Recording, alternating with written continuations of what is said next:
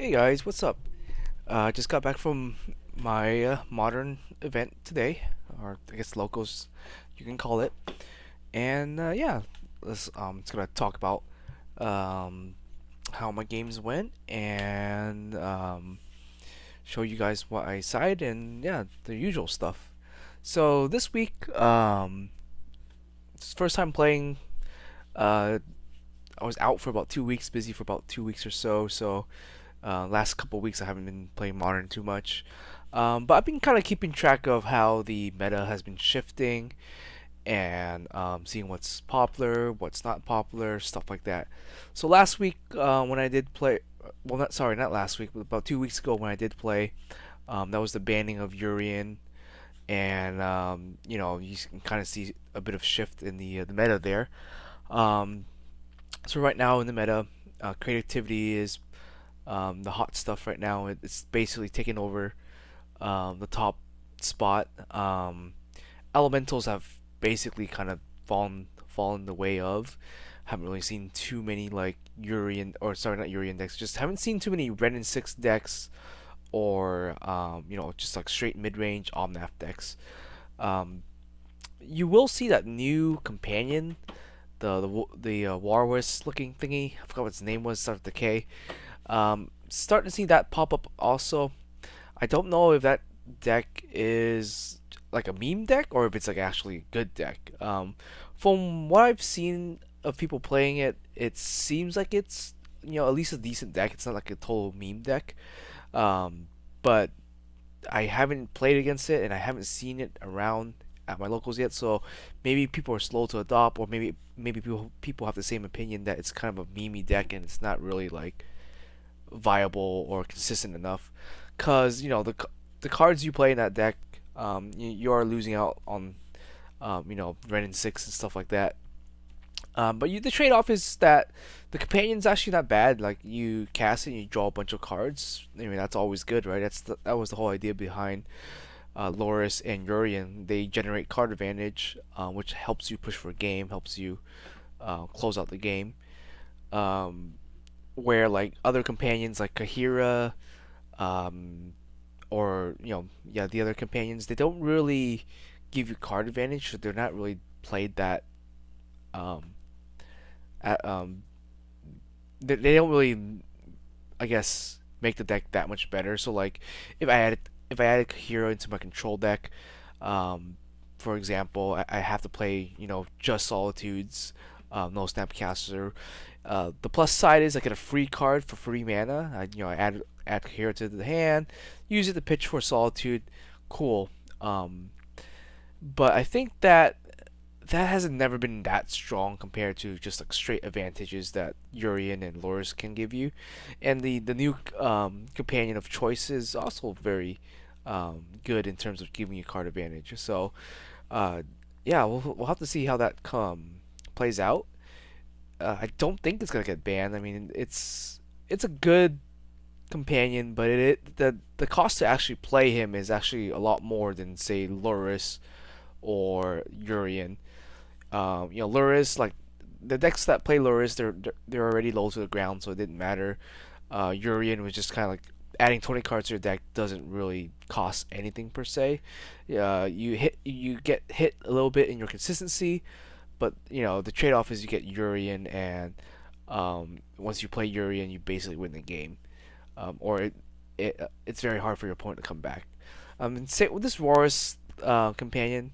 Um, Same, probably very similar to how Urian is. Like, you gotta play a bunch of permanents on your board, make sure it sticks around, play the companion, draw your cards, and I think it's gonna have very similar gameplay plan to Urian, and yeah, we'll see how that goes. But specifically, creativity has been pretty interesting to watch.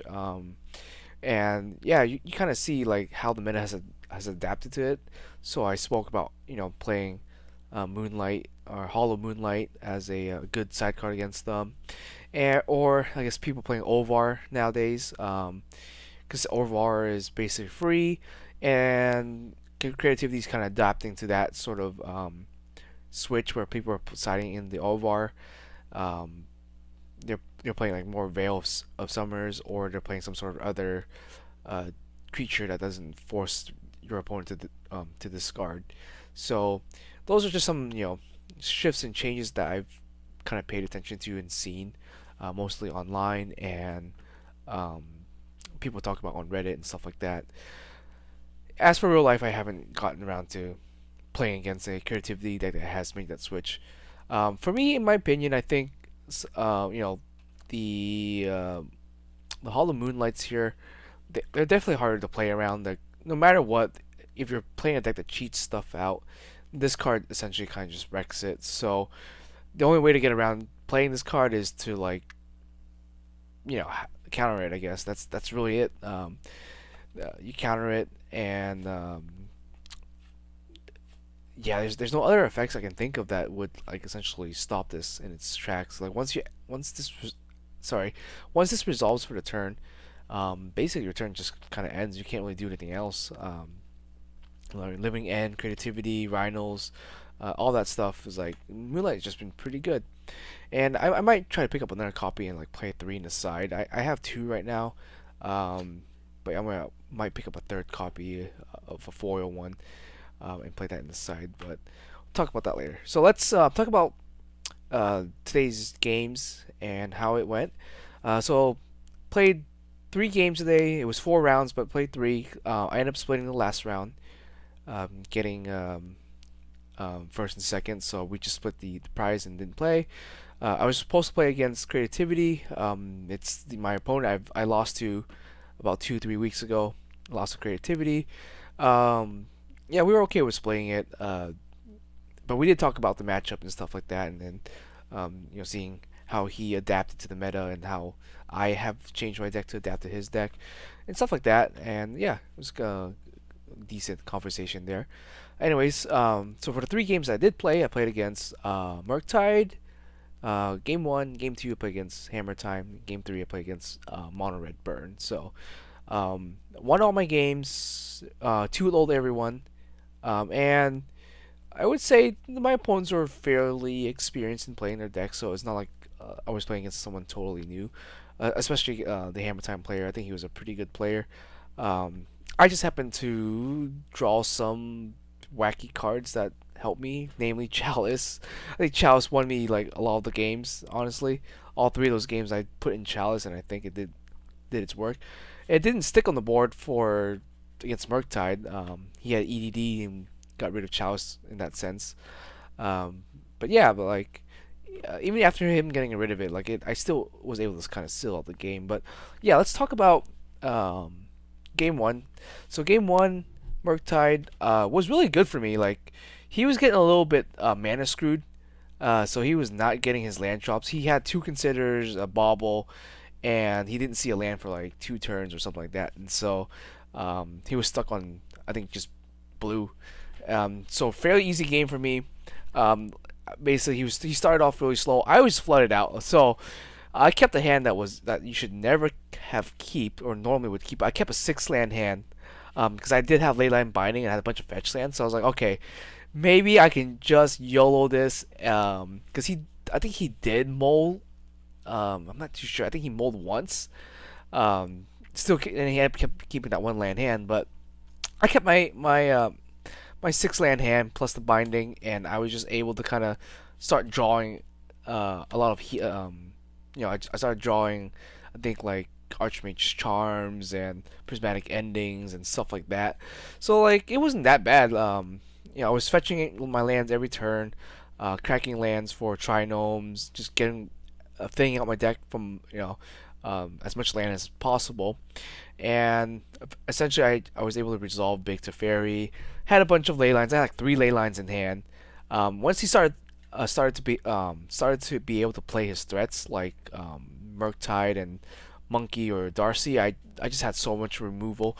Nothing was sticking on the board. Like it was crazy. Like he Murktide, I ley line, he countered it, I ley line again, and he's just like, wow, like you just can't beat that, right? Like yeah, it was just crazy. Like I had so much removal, and I had a lot of mana too, just because I had 6 lands like in my hand in the opening, and at the end of the game, I think I had like 8 lands on board, Teferi, a bunch of leyline bindings, counter spells, removal of my hand, prismatic ending. So, game one went really well for me. Um, Game two, what did I side in? Let's see here. Pretty sure I did something like this. I want to say something like this. And my usual takeouts for these is I take out 4 ops, typically, and I think I take out like some of the more expensive planeswalkers. I take out like I think 1 big Teferi, take out Jace. Jace is not too great in the against this matchup if I know they're playing Bolt. Um, you could say it's like a 2-for-1. Like you can play Jace, they can bolt it, and they'll lose a card, and you gain a card because you essentially um, brainstorm with Jace. But I don't like that because you're paying 4 mana and they're paying 1 mana, so you lose out on tempo. And I don't like losing out on tempo against Murktide because they just overrun you if you let them. So yeah, it was an interesting. That's I guess that's my take on Jace there. But yeah, so um, he went first. Got out Darcy. He got out. I think turn two he goes Shredder into EDD, triggers to Shredder, blah blah blah. My turn two, I decided to YOLO it and just play the Chalice on two. I know he has EDD, but it's at rate. So if he trades his EDD, cool. Because I didn't have anything in my hand to get rid of EDD. Like I could have waited to maybe draw a prismatic ending or something like that, but I was like, fuck it, whatever.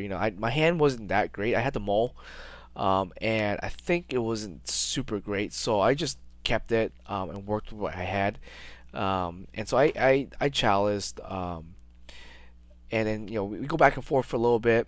He eventually does blood moon me. I think by turn 4 or 5 he blood moons me, but I kind of read that, so I had a couple of fetch lands. I was fetching for a basic island and a basic plane, and whatever else land I had on there, and that allowed me to basically just keep playing the game. I had like 2 Teferis, Teferied, played 1 Teferi, bounced like the Blood Moon, and then I had enough mana. I had prismatic ending and a binding, I think, in my hand. Now, I think I bounced Blood Moon, used the 2 mana to kill Shredder for 5 because I had 5 mana. Um, I think I had a swamp. Sorry, not swamp. I had an island and a plains and like 3 other fetch lands, or sorry, 3 other shock lands, I think. Um, so yeah, so I Teferi, bounce the Blood Moon, use the X equals 2, kill the Shredder. Now that was what may or may not have. I may should. Sorry, at that point maybe I should have gotten rid of the EDD. I don't remember if he had mana. I think he did leave mana open. He did leave 2 mana open, I think. And so I decided to kill Shredder versus the EDD, because if I try to kill EDD, he would just have popped it and kill my Chalice. So I just went for the Shredder, the better value thing on the board. Um, yeah, I made sure I paid 2 mana um, for the prismatic ending. He also had a Darcy on the board, but I decided to kill the Shredder over the Darcy. But yeah, kind of a tricky bit of stuff that happened there. But either way, we went back and forth for a little bit. Eventually, he's able to get like a Murktide, and I think I was at like 5 health left or something. He bolted me twice. Eventually, he pops the Chalice, bolts me in the face twice. I was at 9. Then I go down to 3. Then I fetch a couple times. I went down to 1. Or he smacks me with like Darcy or something. And then I think eventually I was able to cast Solitude, kill his Murktide. He also had Unlicensed Hearse against me, which was at like power 2 or something like that.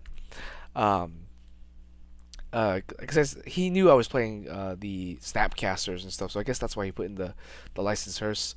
So yeah, he had that, and Murktide crew the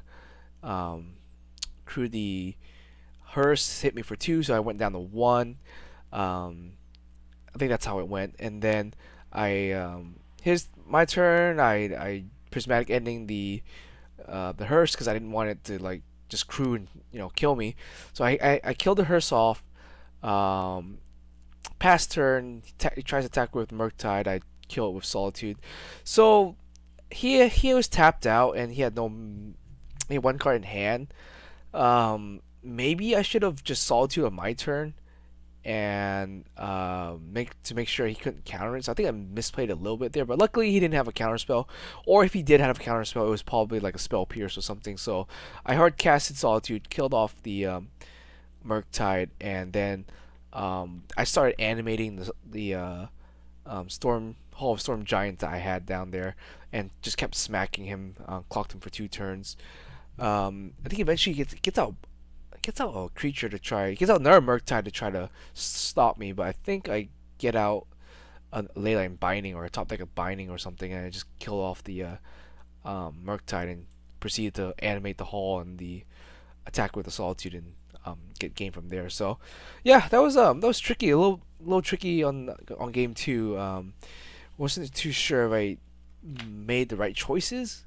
Ended up working out anyways, but yeah, it was kind of a close game, at least game two. Anyways, game three, or sorry, game two, or round two, I should say, played against Hammertime. And yeah, that was a difficult game, honestly. I don't even remember how I even won game one. Now that I think about it, I think I ended up just going first. Ended up resolving, I think, an Emperor, and started making a bunch of tokens. Yeah. So that's what I did. So I eventually that game. I summoned out played the Emperor, and I started just building my board. I had like 3 or 4 tokens plus like a Solitude and stuff. Like he was not coming back from that. No matter how hard he tried. I think I had game one just because I just had more bodies than he did, ironically, and yeah, all the constructs and all that stuff that he tried to build, I was able to remove with Teferi and Binding and Prismatic Ending. So yeah, it wasn't too tough for me, game one at least. He couldn't set up a kill, so uh, yeah, just good on my end. For game two, I think I sided something like this in. I think it was just 5 cards. Yeah, I don't really have a side deck against Hammertime per se. So these 2 cards are kind of counterintuitive, but for me, I just want to see one of them. If I see one of them, I can just straight up win from there. Temporary Lockdowns would be pretty good because they play a lot of artifacts that are like 1 mana, 2 mana. And you just play Temporary Lockdown, you just kind of steal all that away, seal it away, and they have no way of getting it back. Obviously, if you have Chalice on the board, it seals your own Chalice, so just be careful with that. But yeah, to game two, I think I was supposed to lose that one, like 100% supposed to lose that one. Turn one, he goes first. He goes S%. No, I was like, okay. I didn't have anything. Like I think I mulligan and I did not have jack shit in my hand. I had maybe an Archmage Charm and a couple of lands and just nothing, no low mana interaction. I think I just Archmage Charm, Emperor, and something else. So I was like, all right, cool. I think I'm just gonna straight lose it. Turn two, he goes into another Esper Sentinel and like Cigar 8 or something. I was like, and then I'm like in my head, I'm like, dude, I'm dead, right? I'm basically just dead here. There's no way. And then he goes Mystic Forge, Get Out, or Stoneforge Mystic, searches for a hammer, or whatnot. And I'm just like, okay, all right, well, I think I'm dead. But I think he misses a land drop or something, so he didn't have quite enough mana like to flash it in and equip and stuff. So my turn, or I think he tries to cast a spear. Still, I countered something on turn three, so he did draw a card or something. Or turn four, I think I countered or something. I don't quite remember. Either way, I eventually get a board wipe. I dam his board, kill off 2 sentinels plus the. So my turn too. I had a chalice the void, so that's what happened. So he goes Stoneforge Mystic, searches for the hammer. My turn. I think turn 3, I guess. I go chalice the void. I pay for one of the sentinels, so he ends up drawing one card. So I chalice the void on one, pass it back to him. Now he can't hammer me anymore. That's what happened. So I was like, all right, cool. That was the only good play I think I had in my hand. So he goes, does something. I think I don't quite remember. I think he plays like just plays lands and just attacks and pass. And in my turn, I go Supreme Verdict or damn him. He draws two cards. I'm like, okay, that's fine, whatever. I have Chalice. I think I'm safe. Like he can draw two cards. If he can't play those two cards, it's fine. So the game goes on for a while. Like I was at like one health at one point, I think, or something like that. Like he almost got me several times, but what helped me win the game was essentially just stopping pure steel paladin from hitting the board. He got it a couple of times, but I think a leyline binding it. I'd countered one, and I think the Stoneforge Mystic was just there the entire time. I could not get rid of Stoneforge Mystic. I was too busy trying to deal with the pure steel paladin to worry about Stoneforge Mystic. I think he eventually gets like another one and gets like Cauldron completed. For me, I think double Archmage Charms in my hand, and so for me, I was like, all right, you know what? I'm gonna let him keep that Stoneforge there. So I think that's one reason I didn't get rid of it, because I wanted him to activate Stoneforge Mystic to play the Cauldron completed, so that I can steal it. That was my game plan the entire time, and it worked out. I stole his Cauldron complete. Now I was smacking him with it. Unfortunately, it didn't have lifelink, so I was really low. I think I was like 4 or 5 health by the time I was able to do that. But it was getting a little tricky, and he at one point he tries to flash in, or he goes Ink Moth Nexus, tries to flash in the hammer. I counter the hammer because I'm not dying to that stupid combo. But yeah, I think I also had to ferry out a few times. He does kill it a few times with Ink Moth and some other stuff. But yeah, like it was great. It was a very close game. He had a lot of cards, but I think the Chalice the Void was what shut him down, because he wasn't really casting anything after a while that wasn't 1 mana. Well, obviously, but he was just casting like Stoneforge. He was casting the Paladin. I think even Hushbringer, which I thought was kind of an interesting choice to bring in against me. He did play a Hushbringer at one point, and I guess it was to deal with Solitude, and I guess my Snapcaster. But it's not like a big deal for me. Like I don't really care. At that time, at that point in the game, I didn't even have a Snapcaster. I didn't even have Solitude, but I eventually got rid of it, and it didn't really matter too much. I think I Prismatic Ending it or something for 2 mana, or I Leyline Binding. I don't quite remember, but either way, I had enough removal to deal with the threats that he was putting out, and Chalice was just kind of cucking him out of actually playing the game. Eventually, I resolved Big Teferi. I did misplay. I freaking had 6 mana Teferi, -1 to tuck a construct token, and I tried to Prismatic Ending, but I totally forgot that I still had a Chalice on the board, and then he reminded me that I had Chalice, so yep, negate my own spell. So that happens. I always forget that sometimes. Against Murktide, I remembered, so I always X'd on 2, but for some reason when I played against the Hammertime, I totally forgot I played the Prismatic Ending on the 1, and it got countered. So I think I was just kind of tunnel visioning at that point. I was just like, okay, play Teferi, and I can Prismatic Ending, then I'll clear his board of all threats. Wasn't really thinking about the Chalice at that point, so I think I just played into my own Chalice, and that was just kind of bad play on my end there.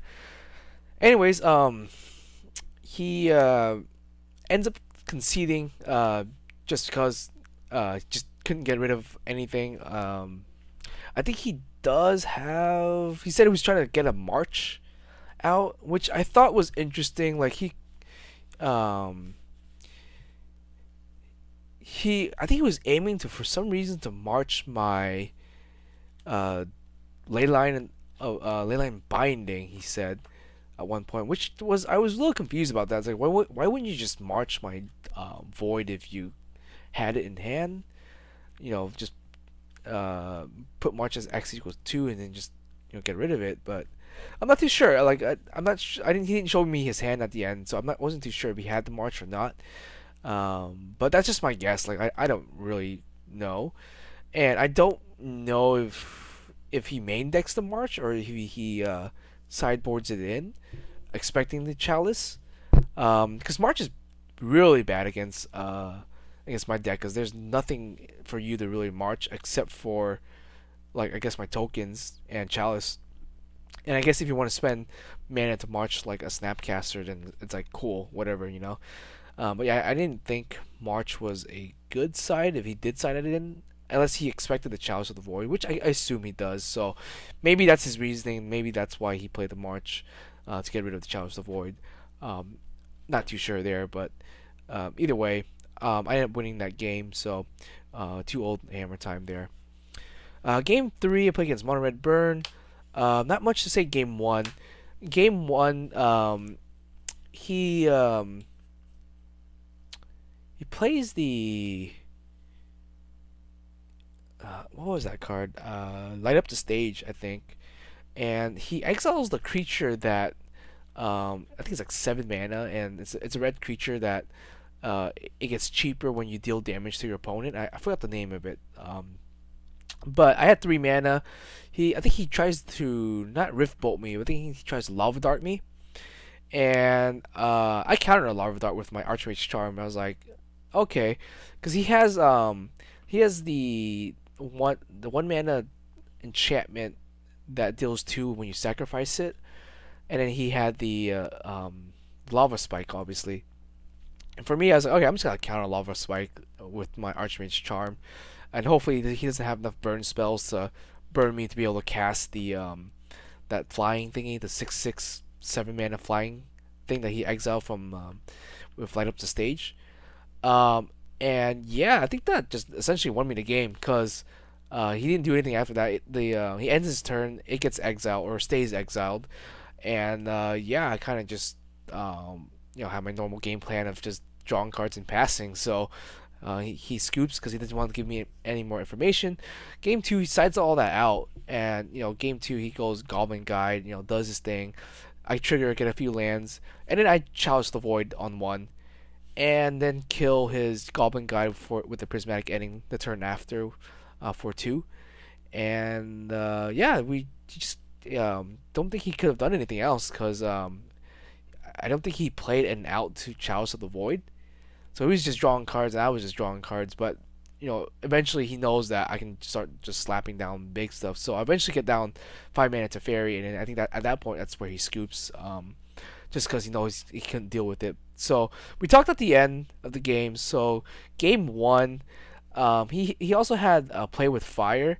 So during that critical turn where I countered the lava spike, if he had played with fire and if I countered it, then he'd be able to lava spike me plus sacrifice the enchantment, deal 2 to me, and then be able to cast the 6/6 flyer.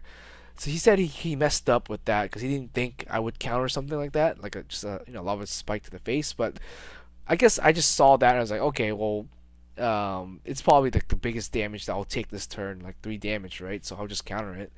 So if he played around, if he played play with fire first, he might have been able to do it. But there's a chance that I would have let play with fire hit me in the face for 2, which was fine, and then see what else he does. So either way, I think I was fine there. Against him for game 2, I didn't really have much to side in, I think, or maybe I did side in a bunch of stuff. Oh, I think I did. I think this is what I sided in. Um, so vetoes, all this, yeah. I basically just kind of shoved my sideboard in and took out all the crappy cards, took out ops, took out expensive planeswalkers, stuff like that. Reasoning is Aethergust is great. It's just a counter spell, and in case he plays Blood Moon, way for me to get rid of Blood Moon. Just he plays a bunch of burn spells, so this needs no explanation there. Challenge the Void because he plays a bunch of 1 mana stuff. Teferi to suspend Rift Bolts and stuff like that. Not really that great, but I had a bunch of extra space, so I threw in a Teferi. Kai's Guile just for the healing if I really needed to heal and gain some life. Um, yeah, and it worked out for me. Just the Chalice on the one, and he just couldn't get rid of it. He did play. He does play Shattering Spree in the side deck, but we talked about it, and I guess the reason why he didn't play the the Shattering Spree game two was that he saw that I cast Opt a few times, or cast Opt once, so that I guess that to him meant that I wasn't playing Chalice, but I guess annoying that I kind of just took out all my ops and just put in chalices, and that worked out for me. So yeah, that's kind of like the I guess the miniature mind game that I did play there. Or I guess with most of my opponents, if they see opt game one, they'll just won't play any artifact removal for Chalice of the Void, and that's how I usually get them. Same thing with like Murktide. At least the Murktide player kind of foresaw that, ironically, with his EDD play. So he did EDD. So I think that's good on him that he foresaw the Chalice of the Void. Even though I think he saw a bunch of ops, he still played it just in case, which is fine. I think that's a especially if you know you just instant lose to Chalice, you should at least play one or two cards that can out the Chalice. If your entire strategy does ride on playing one mana spells. The Hammertime player, uh, I think he should have had the March, but he didn't. He never casted it, so I don't know. Um, so he never got rid of the Chalice. He just kind of played with his whatever was in his hands. So yeah, and then against Monred, just no outs to this game two, and that just kind of sealed the deal. So it seemed like that's how this deck has worked well for me. Is that game one I played like a normal, consistent game of Magic. Hopefully, game two I put in hate cards like the Chalices, and if my opponent doesn't see it coming, that's how I just win game two. And that's how at least it went today. So that was kind of cool there. But yeah, so um, I drew this. I think I was gonna top deck this against Hammertime, but I never ended up casting it because he ended up scooping before then. Um, so I still don't really have any data to really say if this card's good or not. But I know in my time playing modern, I know I lose to like Affinity. I lose to Hammer Time. Like if they just go really really wide on artifacts on the board, and I just don't have enough removal. That's why I want the lockdowns. Like I'm okay with losing my Chalice because I do have a second Chalice, so it's not like a huge deal. So if I can at least temporary lockdown once, um, you know, gather stuff under here, that's fine. If I have Teferi, I can bounce this back, play it again, and then just prison their stuff again under the lockdown. So that's the idea behind the lockdown. Unfortunately, I haven't seen it. I haven't been able to really cast it, so I don't know if it's good enough to play or not. So that's my opinion on that.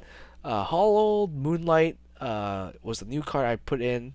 I took out Spell Bombs and just put in the Hollow Moonlights. I think this is a better card, and the meta has essentially kind of agreed that this is a really good card.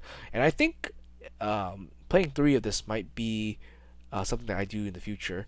So three of this, I might take out Akaya's Gaio even to up this to three, or maybe Supreme Verdict or something. I haven't really casted. I casted Verdict one time today, but it's like not super often that I side this in, or super often that I feel like I need to side this in. But sometimes having three board wipes is a good idea, and I guess technically this would be a fourth board wipe. Yeah, and I wanted to try this out against like Yawgmoth. Also, I wanted to try this out against Yawgmoth, the Moonlights. This gets rid of like stuff with persist, gets rid of convoke targets, Eldritch Evolution.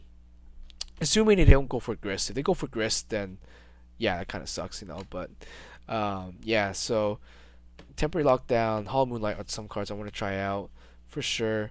And yeah, that's essentially the my thoughts on the sideboard. But the main deck otherwise has been pretty good for me.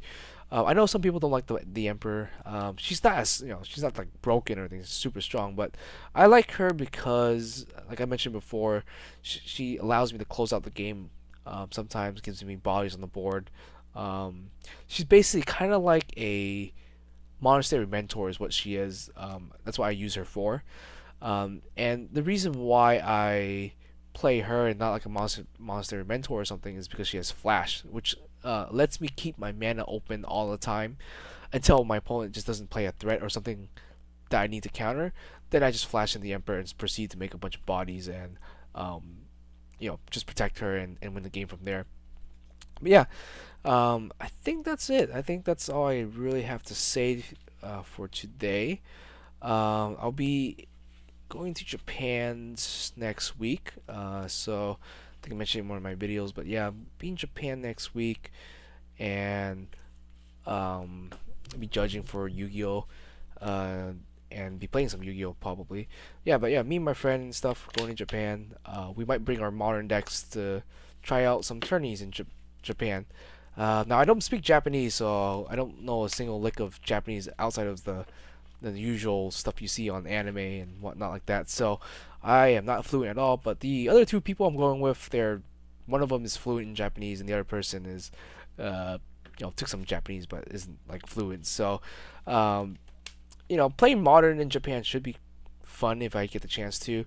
They I know most of the cards in English, so I don't think I have or I don't think I'll have an issue communicating or reading the cards or knowing what the cards do. Maybe communicating, possibly, if they don't speak English. But some Japanese people do speak English, like not super well, but a majority of the younger people do. I would say speak English, so I'm not too worried about that. Um, don't know if I'll be able to get to film anything. All I'm bringing is a phone, so I don't really have a camcorder, so I don't really have any way to really film anything, or if they will even allow it. So, wish I could, wish I could film some of my matches. That'd be kind of cool, or film some matches at my locals. But unfortunately, haven't gotten around to doing that quite yet. Um, Maybe I'll ask the owner for permission one of these days. But until then, I hope you guys enjoy just me talking about this with some real life cards out here, and just kind of um, paying it, me as a player playing control through basically an entire year now, and yeah, getting pretty decent at it. When another RCQ opens up that doesn't doesn't conflict with my schedule, I'll go ahead and try out another RCQ and hopefully do well. Like I mentioned a few times, about a few weeks ago, I did go to an RCQ and I got my ass kicked. So, yeah, unfortunately, that taught me several things. So I decided to adopt my strategy and my side deck and how to play, and hopefully I'll do better next time. So, anyways, that's all I got for you guys. See you guys next time.